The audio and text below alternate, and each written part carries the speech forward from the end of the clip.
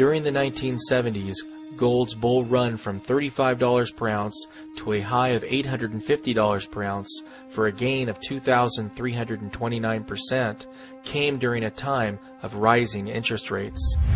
If we go by gold's low of $250.95 per ounce in 2001, if gold makes the same percentage gain during its current secular bull market, gold could easily reach $6,200 per ounce before its bull run is over.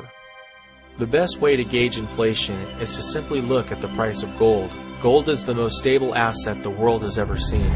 In 1970, you could have bought a nice men's suit for 1 ounce of gold or $35. Today, you can still buy a nice men's suit for 1 ounce of gold, but $35 won't even buy you a nice t-shirt.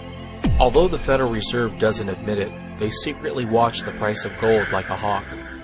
If the price of gold melts up too quickly, it's a sign that the dollar bubble is coming to an end. The silver market provides a window into what is happening in the gold market. Because the silver market is minuscule compared to gold, silver prices are usually very volatile and swing both to the upside and downside by much larger percentages than gold. Based on recent events in the silver market, it appears as though the Federal Reserve bailouts of Wall Street may have been in part to artificially suppress precious metal prices. On March 14, 2008, the very day Bear Stearns failed, we saw silver hit a multi-decade high of nearly $21 per ounce. Bear Stearns was on the verge of having to cover their short position, which could have easily sent it to $30, $40, even $50 per ounce. Instead, we see the Federal Reserve orchestrate a bailout where J.P. Morgan acquires all of Bear Stearns' assets with the backing of the Fed.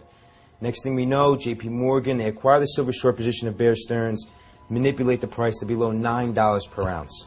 The CFTC's own reports of November 2009 show that just 2 banks held 43% of the commercial net short position in gold and 68% of the commercial net short position in silver. In gold, these 2 banks were short 123,000 contracts, but long only 523 contracts. And in silver, they were short 41,000 contracts and long only 1,400 contracts. How improbable is that these 2 banks attract most of the investors who want to sell short? J.P. Morgan is now short approximately 30,000 silver contracts, representing 150 million ounces of silver.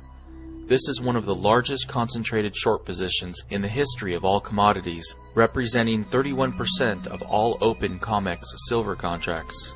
Another 7 commercial banks are short a total of 35,000 silver contracts, combining for a total commercial net short position in silver of 65,000 contracts. This means commercial banks are now short 325 million ounces of silver that they will eventually have to cover by purchasing these 325 million ounces of silver back in the open market.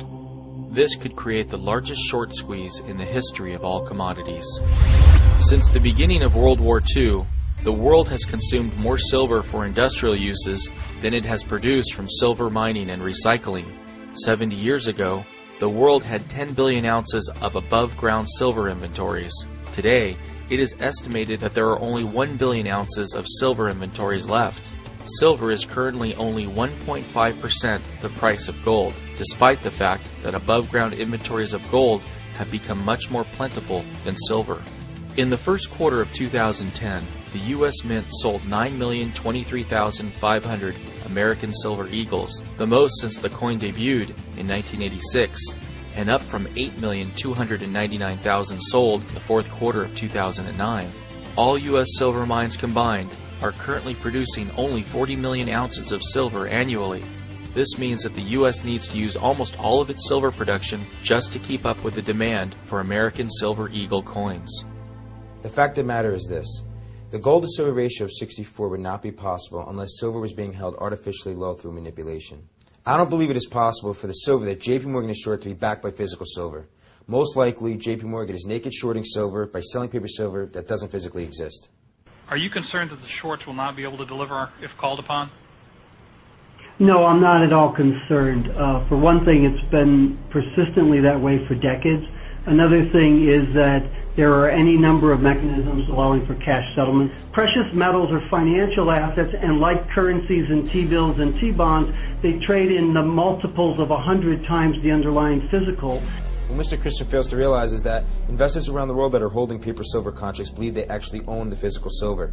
There's going to come a time when these investors don't want cash settlements in U.S. dollars, they're going to want the physical silver itself, and this is going to result in a COMEX default. In June of 2007, Morgan Stanley agreed to pay $4.4 million to settle a class action suit with brokerage clients who bought precious metals and paid storage fees, when in fact it was alleged that Morgan Stanley wasn't physically storing their gold and silver at all. It's not out of the realm of possibility that the Morgan Stanley situation has evolved into an epidemic of banks selling silver they don't have.